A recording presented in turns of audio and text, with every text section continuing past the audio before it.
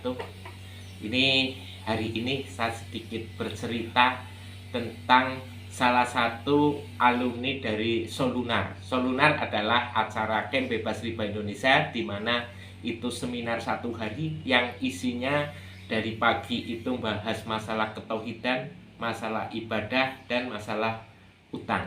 Nah, salah satu anggota dari Cilacap pada saat itu, setelah ikut acara, selang berapa hari kemudian silaturahmi ke tempat saya sambil bercerita, dan saya sambil melihat debt mapping. Debt mapping yaitu rincian utang, sehingga di situ kita nanti akan berbicara skala prioritas untuk pelunasan utangnya.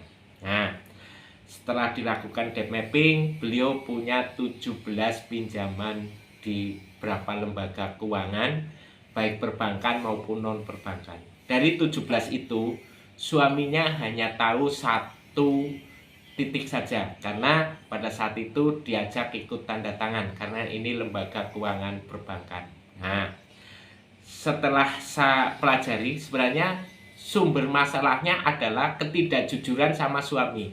Karena tidak jujur sama suami, sehingga beliau itu takut ketahuan suami, sehingga terjadilah yang namanya gali lubang tutup lubang, yaitu ngambil pinjaman untuk nutup angsuran, sehingga meledak sampai di 17 titik pinjaman. Di 17 titik pinjaman dia sudah menyerah, tidak kuat lagi. Nah, setelah itu yang saya sarankan hanya jujur pada suami. Beliau sangat takut jujur pada suami, karena ini kejadian yang ketiga kalinya, sehingga beliau takut dicerai suami. Sehingga pertanyaan saya berikutnya yaitu, siapa orang yang paling disegani oleh suami? Jawabannya yaitu Pak RT dan Pak Kiai. Saya tanya rumah Pak Kiai ada jauhnya seberapa? Sekitar 10 km.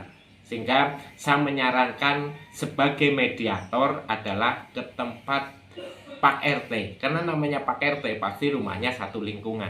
Nah, akhirnya beliau ke tempat Pak RT, menemui Pak RT dan Bu RT, bercerita dulu. Ini kondisi sore harian setelah pada asar.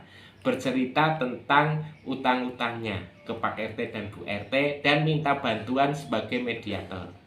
Nah, setelah itu sehabis Isya, beliau ngajak suaminya silaturahmi kepada Pak RT. Di situ beliau menceritakan ulang. Nah, begitu mendengar itu suaminya lumayan marah. Tapi mau marah nggak bisa, karena beliau sedang bertamu di tempat Pak RT. Nah, di situ fungsi pihak ketiga adalah memberi pengertian kepada suaminya.